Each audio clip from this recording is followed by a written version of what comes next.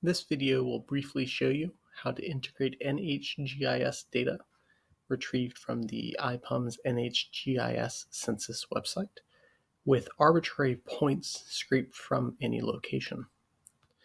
First, we're going to add the NHGIS data.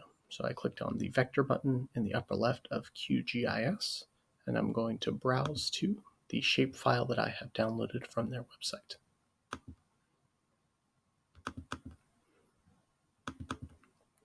You can see there are a number of different files associated with this. I'm going to pick the one that ends with .shp. Be aware that if you move or copy these to a different folder, you need to make sure that you copy all of the associated files. In this example, I've downloaded census information for US counties. Go ahead and click Open. And as you can see, that now displays all of the county information for the United States. Because I will be merging this with point data on a latitude and longitude system, I'm going to reproject this data to a WGS projection. To do so, I will right-click on the layer in the lower left, and I will click on Save As. Here, I'm going to change the CRS to the EPSG 4326 WGS 84. I'm going to set the format to an Esri shapefile. I'm going to save this as reprojected.shp.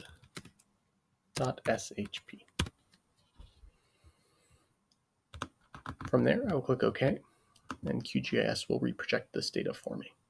This is necessary because the NHGIS projection and the projection of our scraped web points are different in most contexts. This will ensure everything is in WGS.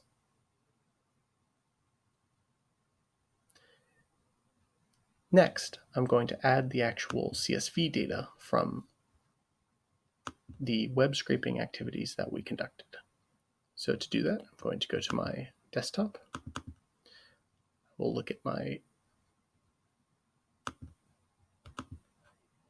GitHub account.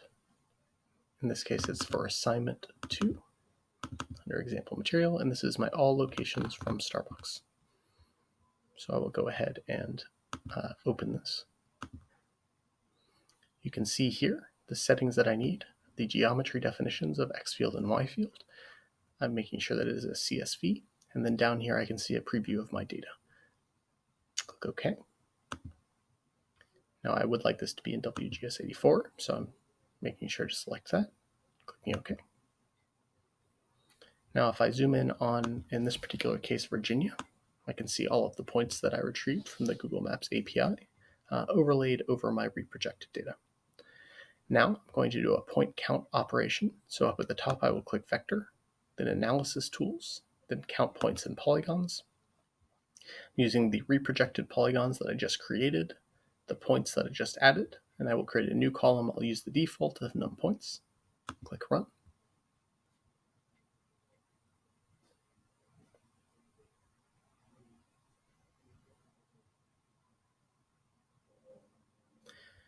I now have a new file which shows me the actual counts. To test that this worked correctly, I'm going to right-click on my new layer and go to Properties. Now go to Style, and at the top I'm going to change Single Symbol to Graduated.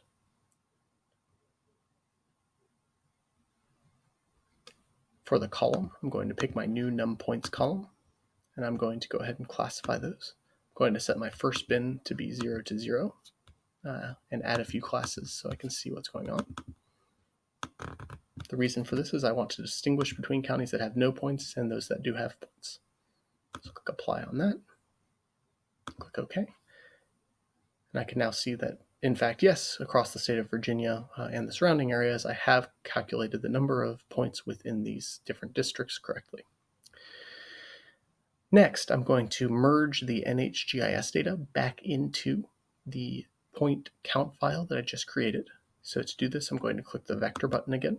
I'm going to browse to the NHGIS CSV that I downloaded. So under my downloads, my CSV, and in this case, it's my county data. This is household income. I'm going to go ahead and open that. In my window down here at the lower left, I now have my new counties file right here. I'm going to right click on it and go to properties again. To actually do this join, optimally what I need is two fields that are the same across the two data sets. So if I go to the NHGIS, you can see here that there is no GIS match ID. There's this GIS join, but there's no analog within my target. The GeoID is not the same. So for my NHGIS data, I need to create a GeoID column.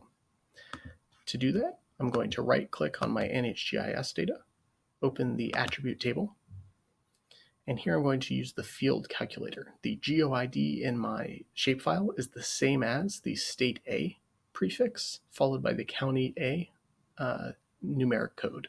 So for example, 01001 is the identifier in the GeoID for the first row here. So I'm going to create a column that replicates that information. I'll call it GeoID, and I'm going to make this a string field. And the actual equation that I'll use to define it will simply be state A plus county A. And you can see down at the bottom the output preview of what that will give me. I'm going to go ahead and click OK. And now if I scroll all the way to the right of my attribute table, I can see this new GeoID column. Now that I have the GeoID column, I can close this and I can go back into my shapefile. I'm going to right click and go to properties. Go back to joins, and I'm going to add a join again. My join field in both cases now will be the GeoID. So I have the GeoID field here and the GeoID field here. For the sake of simplicity, I'm not going to save every single column. I'm only going to save the ones I need, which are the two estimates from the NHGIS of household income and the margin of error. And then I will also save the information on the number of Starbucks locations, those points that I just calculated a moment ago.